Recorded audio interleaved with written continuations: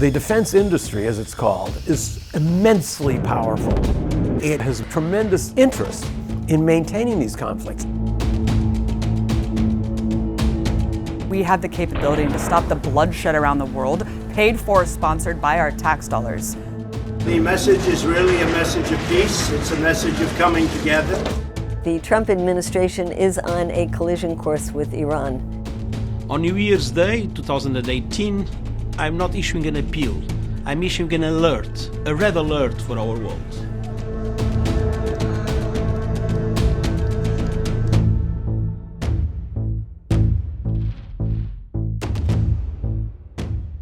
The Iranian government masks a corrupt dictatorship behind the false guise of a democracy. It has turned a wealthy country with a rich history and culture into an economically depleted rogue state whose chief exports are violence, bloodshed, and chaos.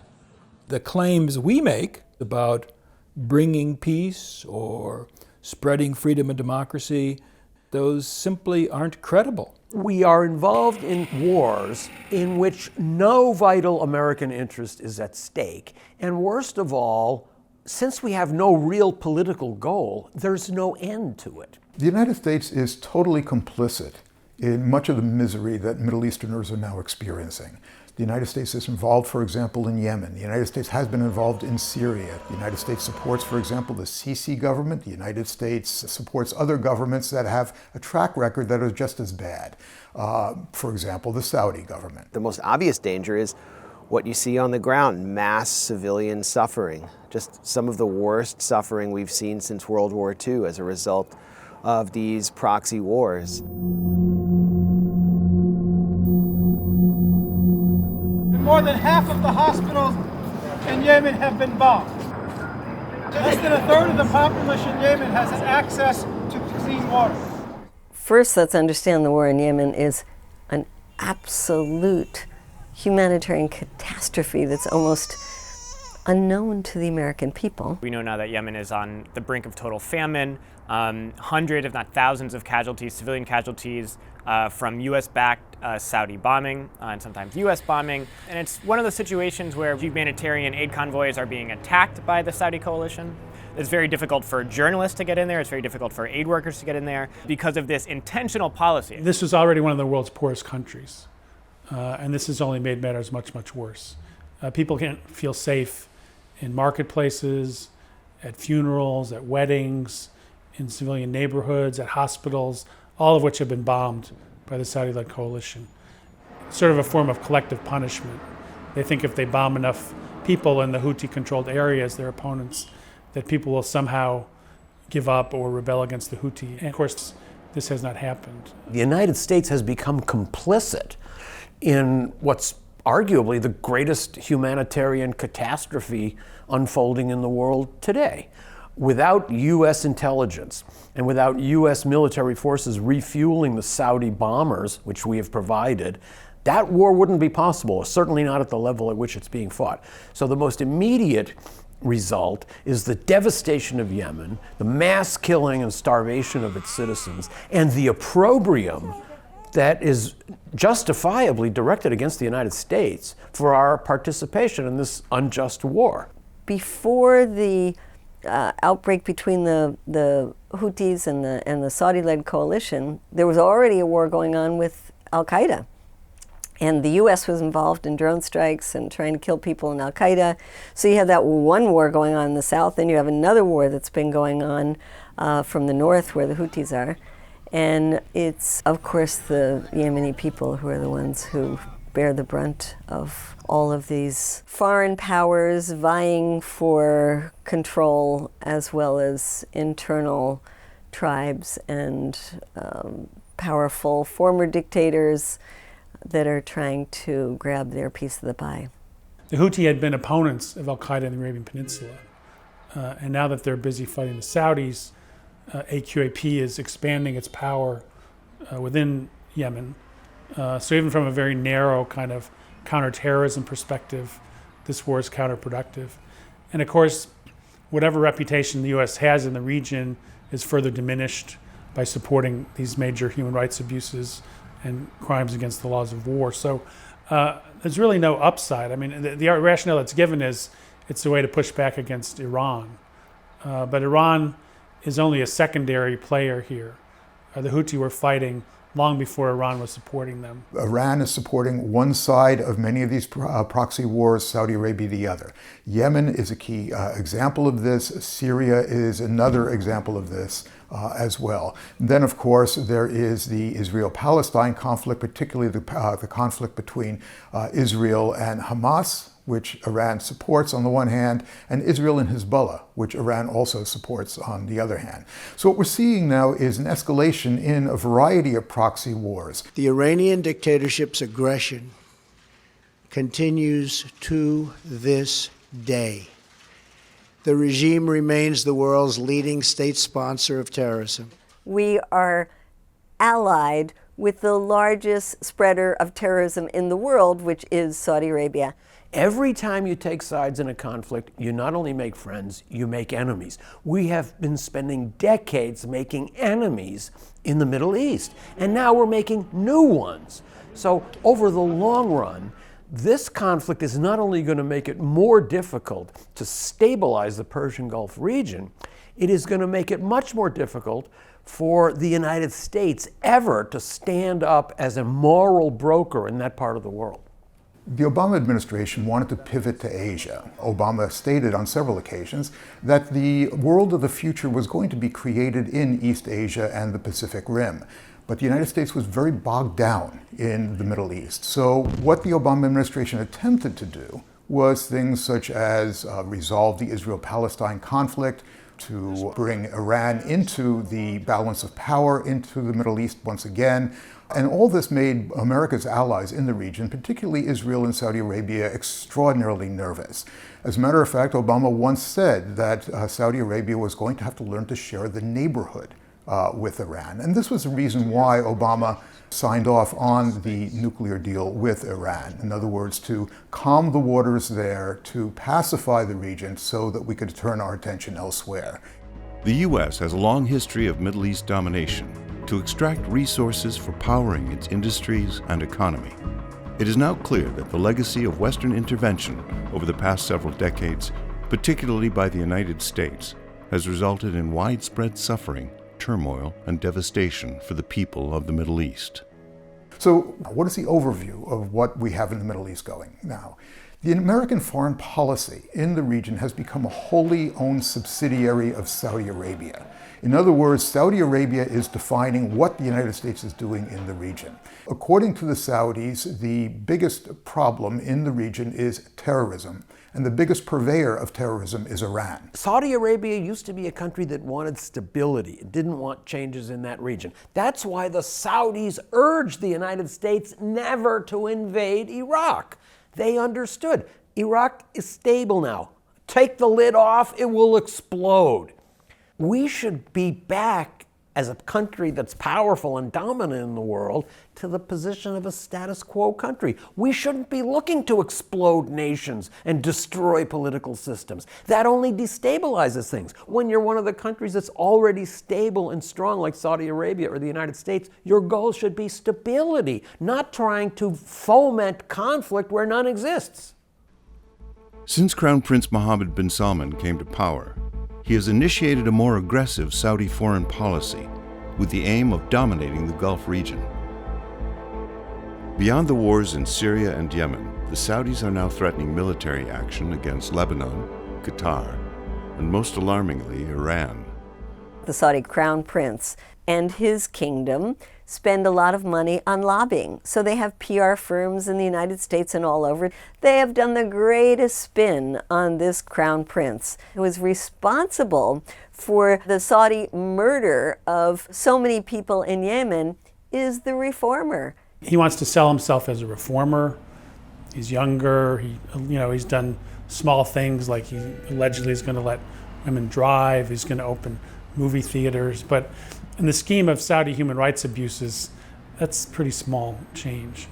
The Saudi regime internally cracks down viciously on critics. So you'll see things like public beheadings. You'll see the death penalty for people who have criticized the regime. Even the so-called anti-corruption crackdown was done without due process. And although a lot of the people who were rounded up were no doubt corrupt, so is Mohammed bin Salman. Part of his modernization would appear to be to want to ratchet up the conflict between Saudi Arabia and the other Gulf states on the one hand, and the Islamic Republic of Iran on the other hand. The Crown Prince claiming after a missile went into Saudi Arabia that it was supplied by Iran, and, quote, Iran has declared war against Saudi Arabia. Nikki Haley did a giant speech in front of what she claimed was an Iranian missile shot by the Houthi rebels into Saudi Arabia aimed for the airport. First of all, Iran's saying, give us a part of the missile so we'll validate whether or not it was an Iranian missile. They're declining that offer. They're just saying, this is the missile, don't question us, here's the truth. The Iranians have given military assistance, of course, to the Houthis, but they're not the only ones. There were Iranian parts in the missile, but there were also American parts as well. It appears that what the Houthis are doing, or whoever was responsible for that missile strike, was putting together that missile from spare parts. Saudi Arabia has threatened to nuclearize if Iran's nuclear program activates, and Iran has every reason to nuclearize as a deterrent against the United States and its allies, specifically Saudi Arabia, the UAE, and Israel, which are determined to effect regime change in Iran. The only way to prevent that from happening and bringing them to the table is to nuclearize. So you're running a huge risk right now of a massive arms race, possibly a nuclear arms race in a region that's a tinderbox. Traditional U.S. policy since the end of World War II has been about arms and oil, securing oil supplies of Saudi Arabia and other countries of the region. Of course, that played a role in the overthrow of the Shah of Iran when Mossadegh tried to nationalize the oil companies there. And then the Saudi-U.S. bargain had sort of been, we'll give you favorable access to our oil, you protect us. And Ronald Reagan said as much after the Shah of Iran was overthrown. He said, we're not going to let Saudi Arabia become another Iran, which would imply that they would defend the Saudis even if it was an uprising of their own people. How many countries has Iran invaded? In 250 years? How about none? How many Americans really know what happened in 1953 when the democratically elected government of Mossadegh was overthrown by the CIA and the MI6? As a matter of fact, the hostage crisis and the taking of those diplomats as prisoner was an act of revenge by Iranians for what we had done in 1953 by overthrowing their democratic government, and what they feared we were just about to do again in 1979. But we didn't see that at the time. Iran demonstrated how far it's willing to go to survive and to maintain its revolutionary government in the war against Iraq. We have to remember, of course, the U.S. supported the Iraqi government, including with chemical weapons. Average Iranians died by the hundreds of thousands in order to repel the Iraqi attack. And they would do it again. Now, I think, with a much more powerful military, with a much more stable government and society. I mean, you have the principalist faction, the reformist faction. There's all kinds of rifts inside Iran, and it has a very active civil society. But the country is united against repelling regime change and becoming a weak colonial vassal state and going back to the days of the Shah, and people will die to do so. Are Americans willing to do so? Are the boys from Spokane and Murfreesboro willing to go in and die in a ground war with Iran? Are we able to do this war from the air? In both cases, no. Shia-Sunni sectarian violence has torn apart post-war Iraq and is used to explain the rivalry between the Gulf state monarchies and what is referred to as the Shia Crescent, which includes Lebanon, Syria, and Iran.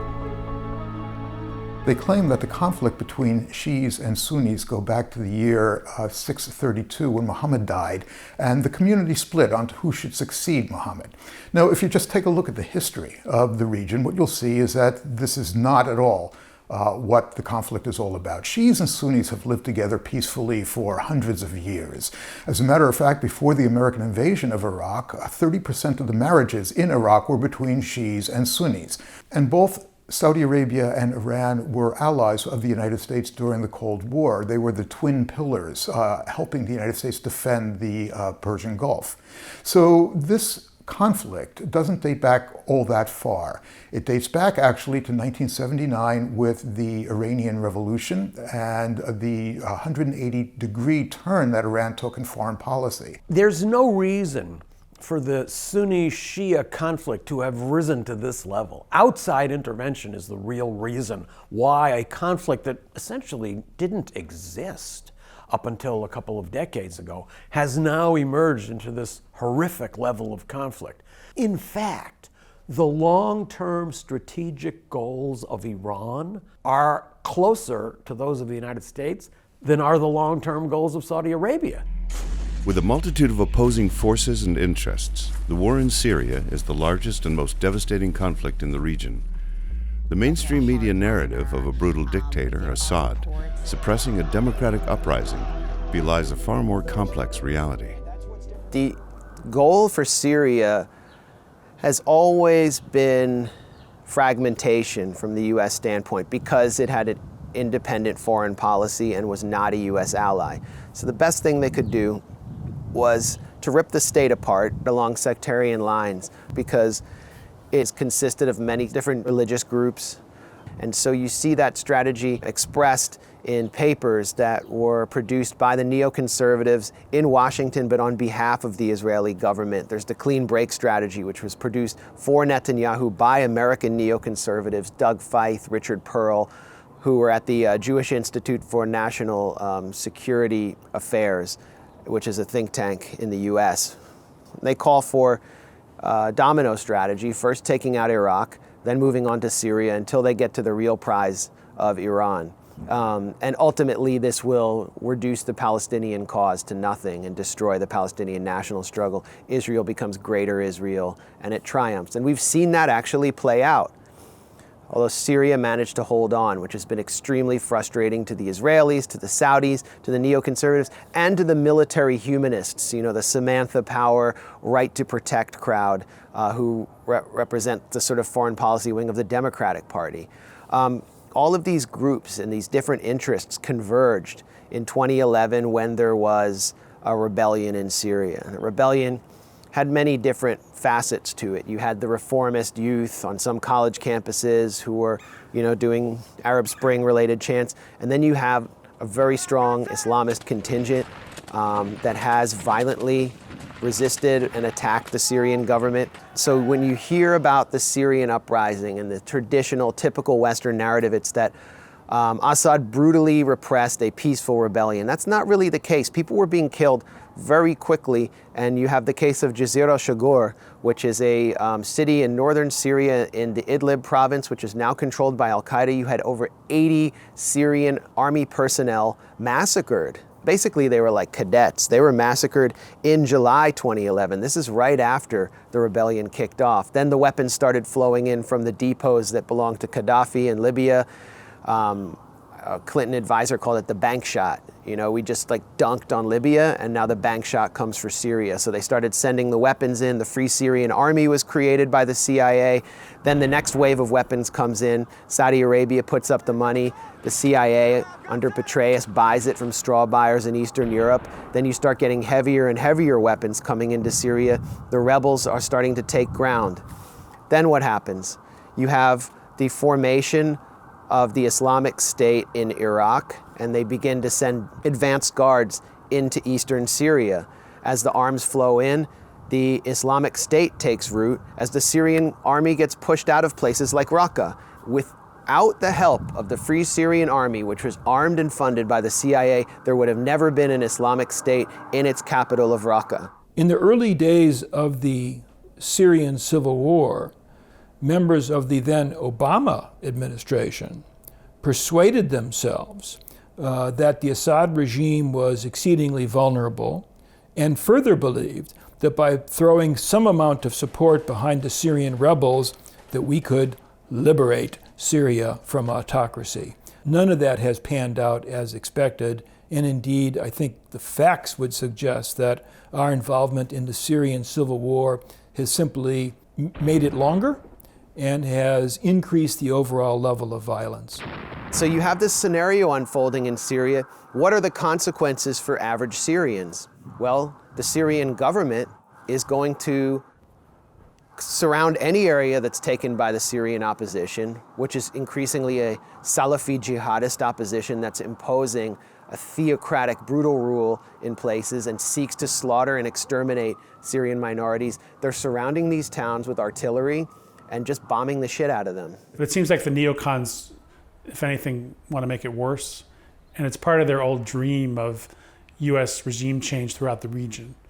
You know, Wesley Clark had heard under Bush that they wanted to overthrow 5, 6, 7 governments in the region, not just Iraq. And they had this theory that they could have these U.S. client states that they purported would be democracies, but that's not really their interest. Their interest is that they line up behind U.S.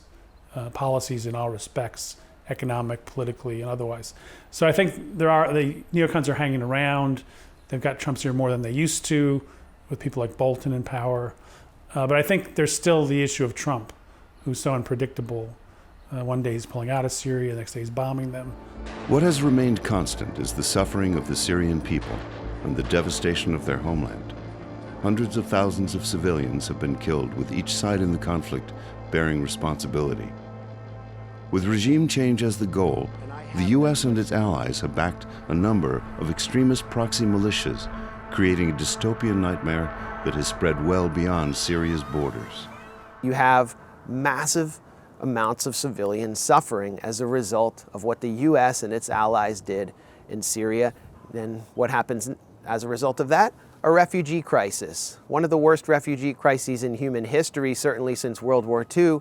Who pays the cost for the refugee crisis? Turkey uses the refugees as kind of collateral against the West, and it strengthens Erdogan in a way. Lebanese society is pushed to the brink. It's already very fragile. And then you have Europe, where Angela Merkel accepted 1 million Syrian refugees. And who's winning the elections, the local elections in Germany now? AfD, Alternative for Deutschland, the party that has its origins in Nazi sympathizers. The United Nations regularly looks at something called human security in various regions. Human security refers to those things that make life possible and make life actually worth living, having to do everywhere from healthcare to education to good governance. The Middle East ranks extraordinarily low among the regions of the world in terms of human security. Violence in the region has led to the destruction of institutions, has led to high unemployment rates, has led to high poverty rates as well. These are the very bases for expanding conflict in the region. In a time of radicalized ideology and ethnic persecution, the emerging alliance of Israel and Saudi Arabia may at first seem unlikely. But with President Trump's withdrawal from the Iran nuclear deal, the converging interests of two of the most oppressive regimes in the region with those of the U.S. becomes ominous. Declaring a common goal of fighting terrorism and opposing Iranian regional influence, Israel and Saudi Arabia have much to gain from their new partnership, brokered in large part by Mohammed bin Zayed, the Crown Prince of Abu Dhabi, and Jared Kushner. Israel gains a much-needed Arab ally. Saudi Arabia's recognition of Israel ensures continued U.S. support and validates the newly seated Saudi Crown Prince Mohammed bin Salman and his Saudi Vision 2030 initiative for supposedly more secular national identity. But what U.S. interests are served apart from massive arms sales to both nations? Recently, the Crown Prince of Saudi Arabia referred to Iran's supreme leader as the new Hitler of the Middle East. The Netanyahu government has persuaded itself, wrongly in my view, that the Islamic Republic of Iran represents an existential threat to the state of Israel. And that perception leads the Israelis to tilt in favor of Saudi Arabia in this Arab-Persian conflict. The Israelis would like to see military action in Iran, and Israel and Saudi Arabia have realized that it's in their interest to work with each other to find ways to isolate Iran even more, and what they both want is regime change. It's really Israel that has the most stake in seeing regime change in Iran, not the U.S. It is absolutely not in America's national interest to carry out a war like that. That's why we have the Iran deal. From even a purely imperial standpoint, the Iran deal is a good deal for the United States. It's prevented the nuclearization of Iran. It's obstructed Iran's ambitions to become a regional power, at least within its own periphery. And the United States can't live with it. I think that has to do a lot with Israeli meddling in our political system. But nevertheless, we're at a point now where the U.S. is out of that deal. For Israel, there's a good reason to be against Iran and to posit Iran as the great enemy because it diverts attention from the Palestinian problem in Israel, and it makes it seem like Iran is the big problem in the Middle East, not the Israel-Palestine question. Saudi Arabia sees this as a way to flex its muscles and intimidate its neighbors. And for the United States, we're still caught in this mindset that goes all the way back to the Islamic Revolution and the hostage crisis that tells us Iran is our enemy. President Trump's unilateral decision to withdraw from the multi-nation Iran nuclear deal, or JCPOA, over the objections of all other signatories, has opened a Pandora's box of potential conflict in the Middle East. It remains to be seen whether other nations will follow the U.S. lead. By reneging on the Iran nuclear deal, Trump is ceding the U.S.'s traditional leadership role on the world stage. Iran plans to continue honoring the deal if they can freely export oil, the engine of their economy. Reimposing sanctions on Iran is the most effective way for the Trump administration to stifle the Iranian economy. The move will inflate international oil prices, giving a boost to the domestic fracking industry while helping the Saudis maintain control of oil prices. What is unclear is how much withdrawal from the deal is related to Iran's decision to switch from dollars to euros for its oil transactions.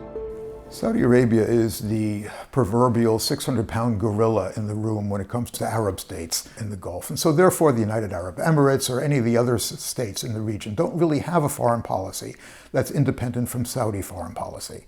The Saudi Arabians viewed the Arab uprisings as being a threat to them. It threatened allied governments in the region, but it also threatened to put in power Muslim brotherhoods throughout the region. It did for a brief period of time in Egypt. It did for a period of time in Tunisia as well. The Saudis view the brotherhoods as a threat to them. They have a very, very different strategy of mixing Islam and politics. The Saudis want their Muslims at home to be quiet. The Muslim Brotherhoods want their Muslims to take part in political activity on the basis of their commonly shared Islamic identity. So the Saudis have sought to prevent Muslim Brotherhoods from taking over. They did so in Egypt. They were one of the key sponsors of the Sisi coup in 2013 that brought to power the current government of Egypt. During the Arab Spring, state media outlets in the Middle East instituted a virtual news blackout of pro-democracy movements as demonstrations and violence raged in the streets. Al Jazeera was the only regional news organization to cover the Arab Spring uprisings in a transparent way that most Gulf state monarchies viewed as a threat. Al Jazeera's continuing coverage of the Saudi-led war in Yemen has sparked a worldwide outcry against the vicious bombing campaign and blockade of humanitarian assistance. Saudi Arabia rules the Gulf Cooperation Council, the GCC, but not all the countries in there go along with Saudi Arabia all the time. They tend to because Saudi is the big bully on the block. Saudi Arabia, with the new crown prince, did a ridiculous move, which was to give an ultimatum to one of its own members, Qatar, and say, here's 13 things you must do, and otherwise we are going to boycott you. The Gulf Cooperation Council is a regional union of all the Gulf states, except Iraq and Yemen. In a surprise move, the GCC initiated a severe economic and diplomatic blockade after Qatar refused to submit to an extensive list of demands that would, in effect, end its sovereignty. The GCC claimed that Qatar was funding terrorism, and most significantly demanded that it end all diplomatic relations with Iran. Qatar and Saudi Arabia also share a border, and Saudi Arabia has, at the present time, closed that border until Qatar bows down to certain demands that, of course, it cannot bow down to, that Saudi Arabia is making. For example, cutting off relations with Iran, stopping Al Jazeera from broadcasting the news, etc. The United States wants to create a united front against Iran, and they want to use all of their Arab allies, as they call them, to wage war against Iran. I mean, Qatar has not fallen completely into line with this, as others have, and I think that's why they're being singled out. When they align, it's usually against Qatar in Washington, because Iran has no influence here whatsoever, but you have Al Jazeera. Qatar is also funding some think tanks, and Saudi Arabia and UAE attempted to embargo Qatar and basically force them under the boot of the most dominant countries in the Gulf Cooperation Council in order to basically rampage through the region. Because Qatar had a somewhat independent foreign policy, they were keeping ties with Iran, they were maintaining some relations with Hezbollah. Also, the Muslim Brotherhood is a huge threat to Saudi Arabia and the UAE because they represent a republican system. They want to use democracy to achieve their goals, as Erdogan did in Turkey. And that threatens the monarchic model that the UAE and Saudi Arabia embrace. By boycotting Qatar, what did the Saudis and the other GCC countries accomplish? They pushed Qatar closer to Iran, because Iran said, oh, well, we'll help supply you with the goods you need that you can't get otherwise. So that backfired. Qatar is surrounded by two very, very powerful neighbors, by Saudi Arabia on the one hand and Iran on the other hand. So what Qatar has to do in order to survive is to placate both. It's got to balance one off against the other. Qatar, for example, shares the world's largest underwater natural gas field with Iran. It's got to be peaceful with Iran. It's got to make sure that Iran and Qatar do not get into conflicts on other issues. Any country in the Persian Gulf that wants to have a neutral policy in this new Saudi Arabia-Iran battle is considered by Saudi Arabia to be an enemy. That means an enemy of the United States. So in the end, what it means is that countries in that region that are looking for conciliation have turned themselves into enemies of the United States. And that makes the United States an enemy of conciliation and stability, the exact conciliation and stability that really should be what we're seeking in that part of the world. The Crown Prince got another brilliant idea, which was to bring Said Hariri from Lebanon to Saudi Arabia, and he announced his resignation, to the consternation of the people of Lebanon and the rest of the world. Why would you go to another country to announce you're going to resign? And then went back to Lebanon and said, oh, I'm not really going to resign. Now, what was that all about? So behind that was Saudi Arabia did not like that Said Hariri was in a government that included Hezbollah. Prime Minister of Lebanon announces he's resigning. And who do they blame? Saudis. Quote, Hezbollah has declared war against Saudi Arabia, which they never did. Hezbollah has been in governments for years. They are now a legitimate political party that has a military wing. The Saudis do not like Hezbollah.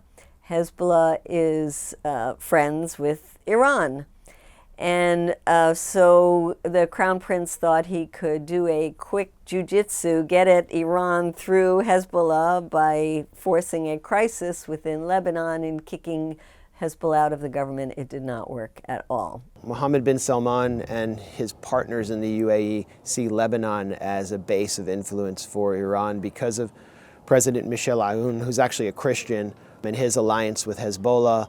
MBS essentially kidnapped Prime Minister Saad Hariri, who has traditionally represented the Future Party, which is a sort of proxy of Saudi Arabia, and Hariri actually resisted the Saudi demands with the whole of Lebanese society and politics behind him. They united against MBS's plan because what MBS was seeking to do is to destabilize a very fragile order that Hezbollah has helped to construct in cooperation with Sunni groups. So basically, what they want for the region is extremely dangerous. So most of the time, most of the countries go along with what Saudi Arabia wants to do, and sometimes they are playing their own nefarious role, like the Emirates. The Emirates have been the ground troops in Yemen and have also been building their own secret torture prisons in Yemen. The UAE also has this liberal veneer. It has Dubai, and they serve alcohol during the day on Ramadan. You know, Western visitors won't even notice how repressive the UAE is if they go there. And the UAE and Saudi Arabia are one hand in Yemen. I mean, the UAE is doing an enormous amount of damage in Yemen. The Emirates have been working with Eric Prince to try to set up their own mercenary firm that would be then hired by the United States and other countries to do their bidding in the region.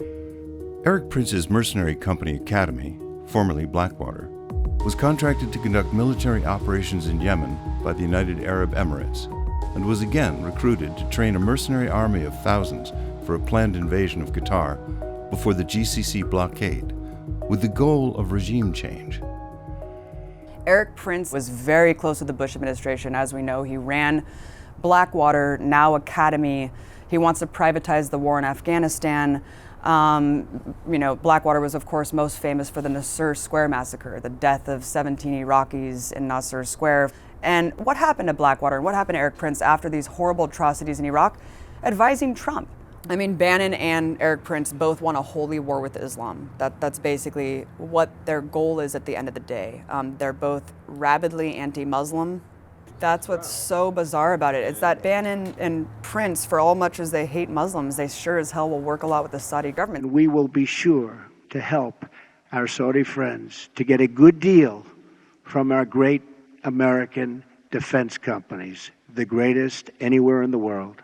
So before Trump won, he was kind of pushing an anti-interventionist platform that I think a lot of people were confused by. They were thinking, hey, Trump might be different. You know, he might really stand up to the neocons and drain the swamp or whatever the hell that really means. I think the people that we saw surrounding Trump from the get-go, John Bolton, he was one of the most fervent supporters of the Iraq war to this day.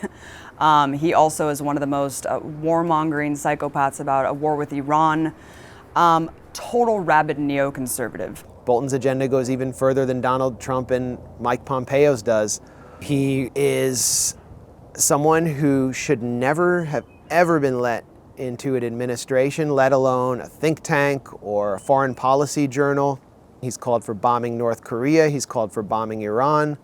John Bolton has taken lucrative fees from the Mojahedin al-Khalq, which is an anti-Iranian regime change cult based in Paris, which has been involved in the assassination of Iranian scientists. And they're going to achieve influence they've never had in an American administration before, thanks to Bolton. So Bolton brings all of these kinds of toxic elements in, as well as the kind of Likudnik view of Greater Israel. And of course, you know, he's one hand with Mohammed bin Salman and the UAE on Yemen and everything else in the region. This is the guy who may not shape American foreign policy, but will determine what Trump sees and hears and controls the flow of paper in the White House. Jared Kushner also is another figure who deserves consideration here. Kushner is who you have to go through. From people I've talked to who've been in meetings in the White House, the generals are even a little bit afraid of Jared Kushner because they need Trump's ear, and Kushner is the real gatekeeper, and Kushner is a wild card. Kushner's family has donated extensively to the Israeli settlement enterprise, and Jared Kushner is very close to Yusuf Otaiba, the UAE ambassador, and very close to the Saudi-UAE axis. So that really dictates what goes on in the White House. Then you look at someone like Nikki Haley, who is in the Trump administration. I think that she is one of the best examples of this kind of neocon darling. So there's Nikki Haley, John Bolton, Eric Prince. I think a lot of people are struggling with assessing the Trump administration. Is it, you know, did the neocons take over? Is the American First crowd going to take over? I think what we've seen is that the neocon mentality won at the end of the day. Whether or not there's like traditionalist neoconservatives who are stacked in the administration right now, he is surrounded by the most generals that any president has been since World War I. And he's absolved and absorbed that neoconservatism. I mean, surrounded by so many generals who are egging on every war and military confrontation, you're pliable. He's a malleable person who listens to who's around him. So we can't forget James Mattis, who's the Secretary of Defense, right? James Mattis used to be called Mad Dog Mattis as the general because he was a war criminal. He is another psychotic, Saudi Arabia first, Israel first, will basically take the neocon line essentially in every direction. Look no further than even the defense budget that was just passed. We're talking about a $700 billion Pentagon budget, more than even Trump wanted, more than Trump was even asking for. Bolton and Pompeo entering the White House in such influential positions means that we are witnessing the second coming of Bush's first term. Pompeo came in, I think, partly because Trump was under so much pressure from the national security state to demonstrate that he, was going to take a hard line to the new axis of evil. Russiagate played a factor in that. Pompeo has been a tool of the Koch brothers throughout his time in Congress. He's affiliated with the Christian right. The Republican Party always has to have some Christian right figures. I mean, Pompeo in Kansas really was beloved by the Christian right. And so getting him in there is a sop to Trump's base, but it's also a sop to a wing of the national security state, particularly the part of it that is dedicated to regime change in Iran, or at least weakening Iran. So, the Foundation for the Defense of Democracies, the Saudi Embassy, WINEP, the Washington Institute for Near East Policy, which was founded out of AIPAC, they're pretty happy with Pompeo coming into the CIA. Pompeo coming to the State Department is really troubling because it basically means there's no diplomacy. The military is essentially taken over. The old adage, follow the money, may provide insight into what many call the deep state. How much of America's foreign policy is influenced by the vast amounts of money flowing into the coffers of our political leaders and the many think tanks and foundations purporting to operate in the public interest? The amounts we know of are astronomical, but perhaps just the tip of the iceberg. The UAE funds the think tanks actually more substantially than Saudi Arabia that are pushing Mohammed bin Salman's line. Yusuf Otaiba, who's the ambassador here in Washington, is one of the most influential, maybe the most influential diplomat in Washington. And he has basically carried out a public relations campaign on behalf of Saudi Arabia through the Harbor Group. But it's Saudi Arabia that's kind of footing the bills in many cases. And one hand will wash the other. And so when you talk about human rights, when you talk about condemning countries for killing civilians and sanctioning them, Saudi Arabia and the UAE are behind the biggest humanitarian catastrophe, but they also support a who's who of think tanks here on K Street. Center for American Progress's largest donor, I think, is the UAE, and that's the Democrats' main think tank. So you're not going to hear about that. And they're very sophisticated. Yusuf Otaiba is very sophisticated. He works both sides of the aisle. A few months ago, Otaiba oversaw an event at the Hudson Institute, which took place at the Reagan Library. Steve Bannon was the keynote speaker, and Bannon is being brought into this Saudi UAE network. Someone who is considered an Islamophobe and a white nationalist. Why is Bannon being brought into it? Because Bannon has put forward a Muslim Brotherhood ban in the US. And that would basically drive the main Muslim civil rights group, CARE, the Council on American Islamic Relations, out of business. CARE at this point is really supporting the Qatari-Turkish line in the Middle East. And so you not only have Iran versus Saudi Arabia, you have Saudi Arabia and UAE versus Turkey and Qatar, who really represent the Muslim Brotherhood's bases of power across the Middle East. And Egypt is the bulwark right now of Saudi Arabia, but they're fighting over Egypt. And the fight is taking place right here in Washington, where the main Sunni Muslim civil rights activists are really supporters of the Turkish-Qatari line. So at the end of the day, it doesn't matter what Trump is saying, what anyone really says. What matters is this bipartisan foreign policy agenda and consensus throughout Washington that does not stop and start with the President of the United States. I wouldn't call it the deep state. I would just call it who the players are who are really running the show, who's funding the senators and congressmen, who's funding the people at these think tanks. Because it's easy to look at congressmen, senators, and the think tank operatives and say they're running the show. They're all fighting the factions of the deep state versus the neoliberals versus the neoconservatives, but really, who's on top of them? Who pays their salaries? Weapons contractors, the banking establishment, and oil and gas giants. The one thing that's chugged along on a steady path has been the arms sales. So the Saudis claimed to be miffed with Obama because of the Iran nuclear deal and because he wasn't paying enough attention to them, and they had different opinions about things like Syria and so forth. But on the other hand, Obama sold a record number of weapons to Saudi Arabia, more than any president ever. So that part of the relationship seems to steam full speed ahead. And even when Obama blocked one deal for precision-guided munitions, that deal was worth about 1% of the $115 billion that he had offered to the Saudis. So, whatever the Saudis may whine and complain about Obama not caring enough about them, the business of selling arms went full speed ahead. And actually Trump, I think, will have a hard time keeping up with the amounts that Obama sold, despite all his rhetoric. The defense industry, as it's called, is immensely powerful in this country. The amount of profit that it makes is enormous compared to the tiny amount that it costs to buy the congressmen and senators who promote these wars. So without wars going on, there's not such a demand for military hardware. We have now developed a military industry that's a fundamental basis of our economy. When these military contractors are given a large contract for some new plane or some other defense project, the first thing they do is divide up the contract into little pieces and put a contract in the district of every influential member of Congress.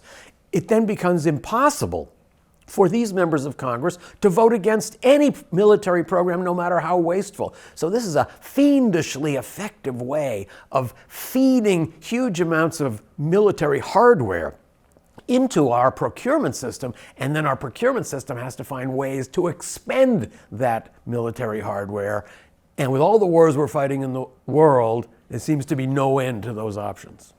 They are getting tons and tons of federal contracts through American taxpayers to basically manufacture weapons systems that we go ahead and sell to Saudi Arabia to exterminate children in Yemen. General Dynamics is the manufacturer of the Mk-82 dumb bomb. It's a 500-pound bomb. I've found fragments of it walking down the street in Gaza, but it's what's typically used in Yemen to bomb weddings and funerals and create more funerals. And they're literally making a killing over there. BAE Systems not only manufactures weapons, they're the leading manufacturer of less lethal technology. In other words, the technology used to repress protests, both here and abroad. I've witnessed those less lethal weapons do heinous damage to Palestinian protesters in the West Bank that do just enormous damage to societies and to regular people's bodies. And then you look at who's funding the think tanks. The Atlantic Council, Center for European Policy and Analysis, the Brookings Institute. Those weapons manufacturers, along with foreign governments, our allies in Saudi Arabia and UAE, are funding the think tank world. And for some reason, the papers that come rolling out of those think tanks aren't exactly advocating peace and reconciliation in Ukraine or Syria. They're calling for more and more war. I am not an anti-military person. I wish to have a military that is sufficiently strong to defend our country and its vital interests. But the amount of money that we're spending is absurd. And even more so, the results that we achieve are simply not existent.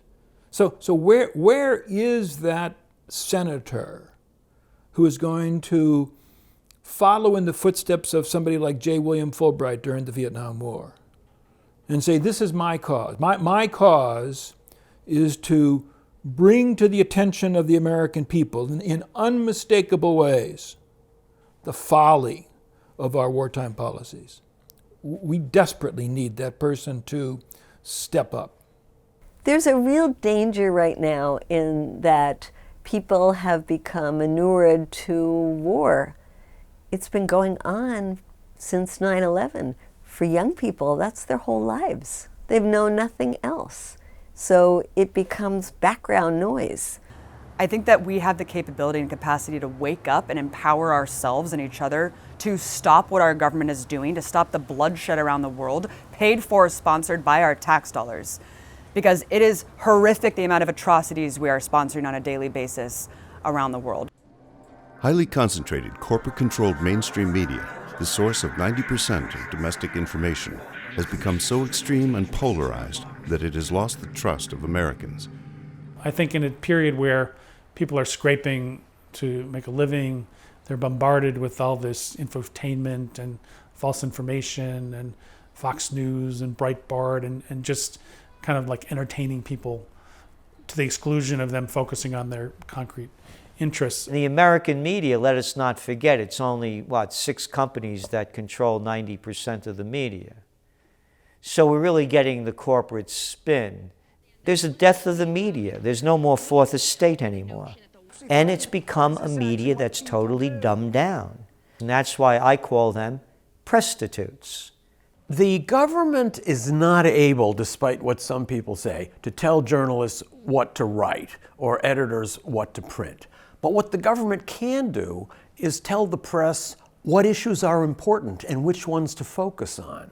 Every day you're seeing another story in the paper about how evil Russia is and how Russia is trying to undermine our country. Actually, our values are much more at stake in our relationship with Saudi Arabia. For political reasons that have to do in large measure with arms sales and with financial ties, we have been told that supporting Saudi Arabia is something vital to us. Instead of focusing on Saudi Arabia's central role in fomenting global terror, we are told that we are fighting alongside Saudi Arabia in order to crush global terror. Americans are ignorant enough to swallow this, and when we are told that Saudi Arabia is under threat, we then extrapolate from that we also are under threat, and we need to be there. From 1917 until the end of the Cold War, the Soviet Union spent approximately $7 billion on communist propaganda. From 1973 to the present day, Saudi Arabia spent approximately $100 billion on spreading its venal Wahhabi strain of Islam.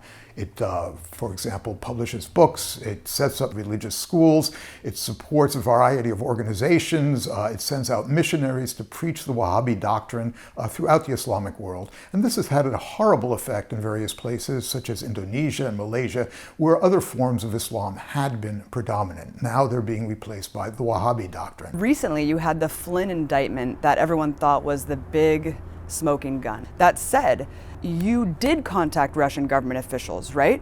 Who was it on behalf of?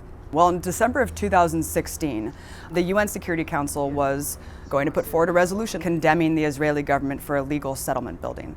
So what was the Trump transition team doing leading up to the presidency? Well, they were working feverishly with the Israeli government to try to actually put pressure on the Russian government to either abstain or vote against the resolution.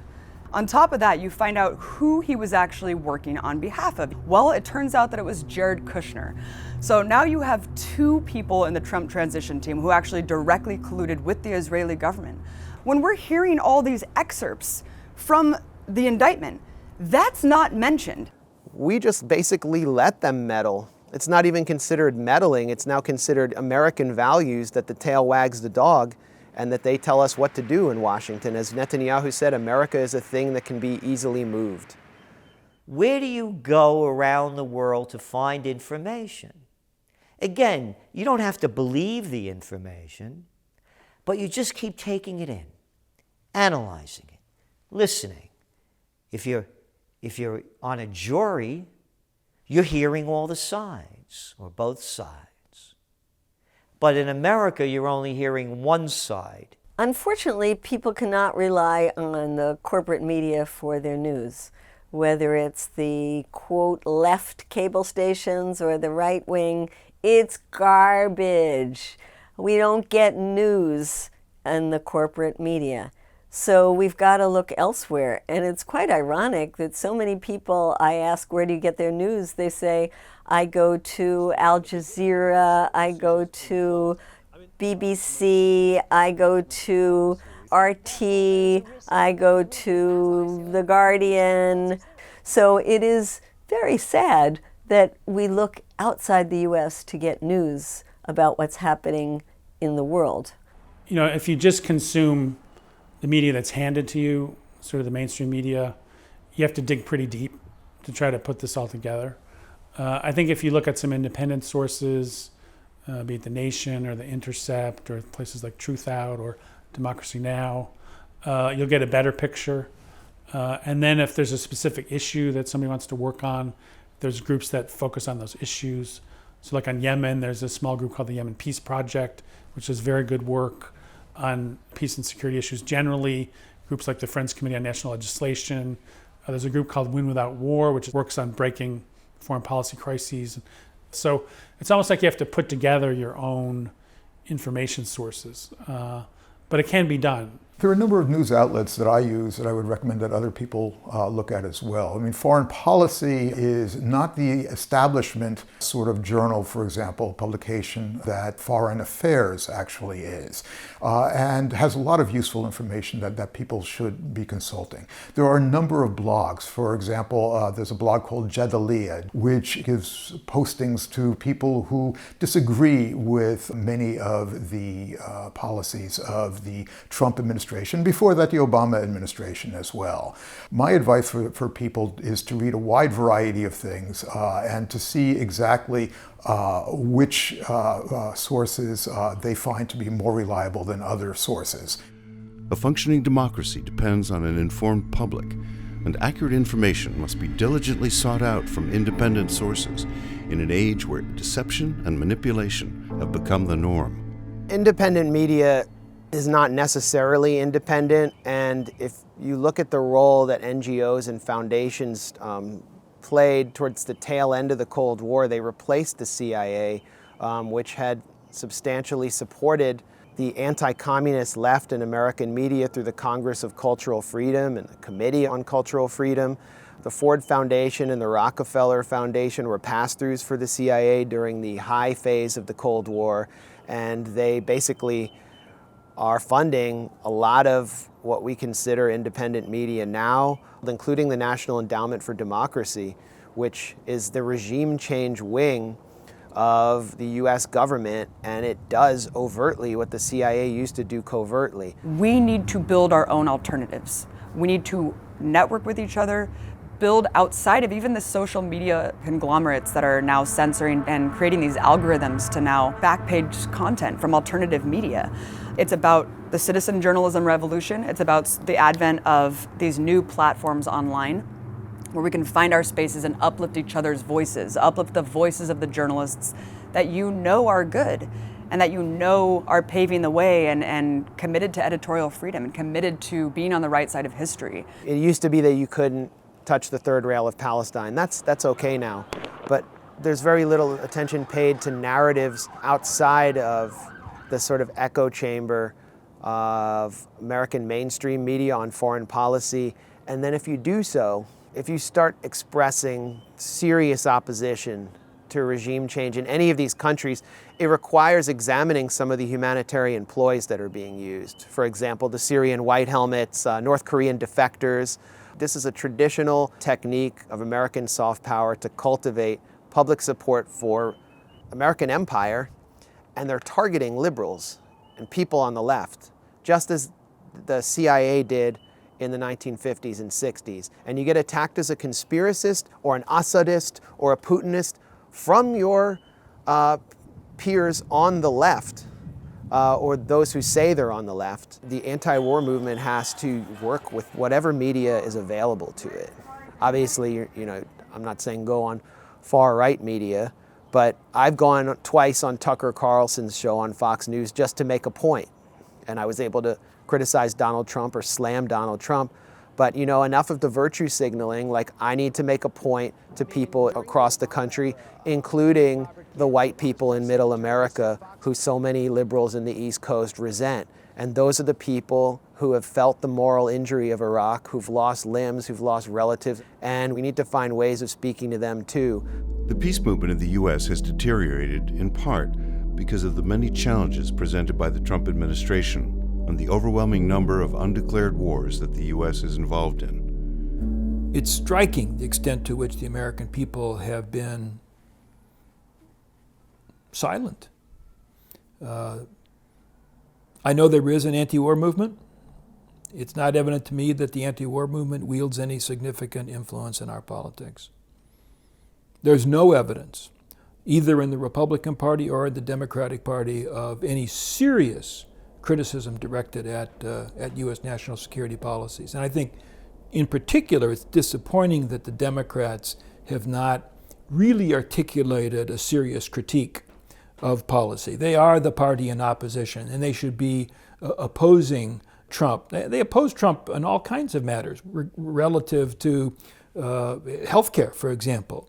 But they are astonishingly quiet, almost complicit when it comes to foreign policy. So we need activism. We need to somehow re-energize our politics. We need to find a champion in mainstream politics who will embrace this cause, and then perhaps we can make some headway. But it's a pretty discouraging outlook right now. You mean you're going to keep feeding the military-industrial complex and robbing the future of the scientists, the sweat of the laborers, and the benefits of the children and society to keep your sick scheme going? The people in America have lost their courage. Only an alert and knowledgeable citizenry can compel the proper meshing of the huge industrial and military machinery of defense with our peaceful methods and goals. I think there's a latent kind of public opposition to militarism and war. But on the other hand, it's become almost habitual. And under Obama, unlike Bush, you don't have 180,000 troops in Iraq and 100,000 in Afghanistan. You don't have as many U.S. casualties because of the shift to drone strikes and special forces and accelerated arms sales. So it's kind of a more politically sustainable kind of warfare in terms of the domestic perception of it, at least.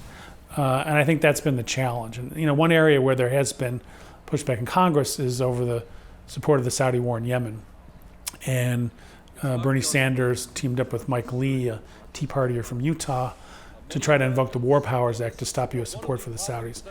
And they got 44 votes in the Senate, which is not a victory, but 2 years ago you would never have gotten a vote critical of the Saudis on any issue of any sort. So there's elements of perhaps a resurgent movement against militarism. And I think it would have to somehow be on the agenda at one level or another of the other emerging movements. Reverend Barber's attempt to revitalize the Poor People's Campaign along the model of what Dr. King was doing when he was assassinated has a lot of possibilities because it brings together the key issues. Because the thing that we've been missing is some sort of common ground where we can fight together as opposed to getting just dealing with each crisis and each conflict and each outrage as it comes, which is exhausting and means we're always on the defensive. In the Trump era, the way that the anti-war movement has been sort of suppressed is through the so-called resistance, the MIC resistance, I call it, which is basically all of the sort of institutional liberal groups connected to the Democratic Party waging a protest campaign solely directed at one man, Donald Trump, and joining hands with neoconservative never-Trumpers like neocons like David Frum and William Kristol to do it. Now you've seen them welcome into their ranks James Clapper and Michael Hayden, and James Comey is the new hero. This is a terrifying development, and it really shows the weakness, the flaccidity of liberalism in America. The anti-war movement, if it's to exist, has to reject the liberal institutional world, the world of kind of NGOs and foundations, and demonstrate some independence, and it has to be an anti-empire movement, not just anti-war, not just when the bombs are falling. It has to oppose America's project of dominating the world. If Trump initiates some kind of large-scale war, be it with Korea, be it with Iran, or anywhere else, I think that there's going to be some resistance from inside the military, both the military establishment in the Pentagon, but also especially among rank-and-file soldiers. I mean, Trump's not a very popular president. That carries on into the military as well. There are hundreds, if not thousands, of soldiers in the military who would be extremely horrified by a decision like this by Trump. I think it's important for people to remember that the Vietnam War was brought to an end because of the resistance of rank-and-file soldiers who were in the military, who were deployed to Vietnam, who were carrying out sabotage against their equipment, refusing to go on missions, distributing anti-war newspapers, organizing anti-war actions while they were in the field, to where the politicians in Washington couldn't rely on their ground forces. Of course, there's a large group of the population, a large part of the population, that 35%, that will support the Trump administration no matter what it does. There's also a large part of the population that really just doesn't understand what's going on in the Middle East or see how actually dangerous what's going on in the Middle East is at the present time. Now, one of the reasons this is going on has been a complete dismantling of the American State Department. That's taken place under Trump. And actions like that really have to be reversed for the United States to reassert its role in world affairs. People should actually be confronting their representatives in Congress. They should be confronting their representatives in the highest levels of the American government as well. It's about reaching out, building those networks, and informing your friends, families, coworkers about what's going on and how to become media literate and a critical thinker about what's happening and how you can best affect change. You don't know how much of an exponential impact your actions will have on people, on the world as a whole. Being an internationalist, having solidarity with your brothers and sisters around the world who are victims of US hegemony and victims of these horrific, horrendous wars. Because it's going to get a lot worse. It's already a lot worse over there. It's going to get a lot worse here before I think people wake up. And I don't want that to have to happen. A healthy and prosperous society depends upon a revitalized peace movement to roll back the unbridled militarism and return the nation's resources to serving the needs of the people. What we can do is we can make sure that some of the suffering is alleviated in a variety of ways. For example, UNICEF is very active in Yemen. The International Rescue Committee is another organization that is extraordinarily active in places like Yemen and in Syria. And we can actually understand exactly what the refugee crisis is all about and try to help alleviate the problems of the refugees. Half of them are women. About 60% of them are under the age of 17. About 40% of them are under the age of 11. These are not terrorists. In camps in Greece, for example, 85% of the refugees of the adult refugees had advanced degrees, either secondary education or even more advanced than that. These are not people that you want to keep bottled up. These are not people who should be fated to live their lives in refugee camps. These are people who can be resettled elsewhere and should be. The United States has got to reverse its policy on resettlement of refugees. We have come to believe that America has a mission. And in starkest terms, the mission is to remake the world in our own image. And there is an unwillingness of both Democrats and Republicans to take stock of what U.S. policy in the Islamic world has achieved over the past couple of decades, the costs that have been inflicted on ourselves and on others. There's simply this sort of willful amnesia that allows this project to continue. People might feel that what's going on in the Middle East is going on in the Middle East and doesn't affect them at all. So let me give you an example of how it doesn't work that way. You think the Middle East is a problem now or faces problems now. Think of what the Middle East is going to look like in the future as a result of global warming. Think of it this way. There are 43 cities in the Middle East that are on coastal areas. Those cities will be inundated if temperatures rise 1 to 5 degrees. For example, in areas of Iran, in areas of the Arabian Peninsula, combined temperature and humidity, what's called felt temperature, reached 170 degrees. 170 degrees is the temperature at which a region becomes uninhabitable. This is the future for the Middle East. Do you think that water shortages, for example, are not going to affect whether or not there's war or peace in the Middle East? All these things have a direct impact on the United States, on Americans as well. We at Code Pink have started a new campaign that I'm very excited about called Divest from the War Machine, looking at all the different ways that we, in our cities, at our universities, in our unions, individually, can take our money out of weapons manufacturers and invest in our communities instead.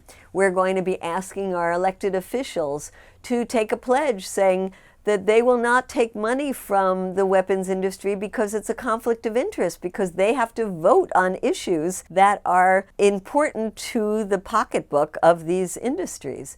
So we also want to go into the engineering departments at universities and ask them to take pledges that they will not use their brilliant minds and what they're learning to be hired by either the military or the companies that make products of killing. So there's a lot of different ways that we can pull ourselves out of the war machine and send a very, very important message, like Pope Francis has said, that these wars continue because they are profitable, and we have to focus on the merchants of death, which is what he calls them, and if we don't, we are complicit by our silence.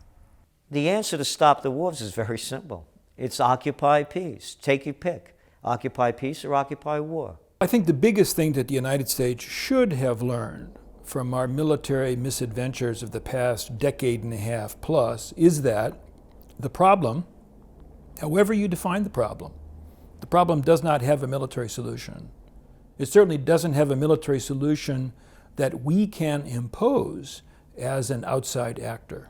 If you look back at that Project for a New American Century, which came at the end of the 20th century, you'll see that exactly the same principles are guiding our policy today. And they're not new. These are the United States as the exceptional nation.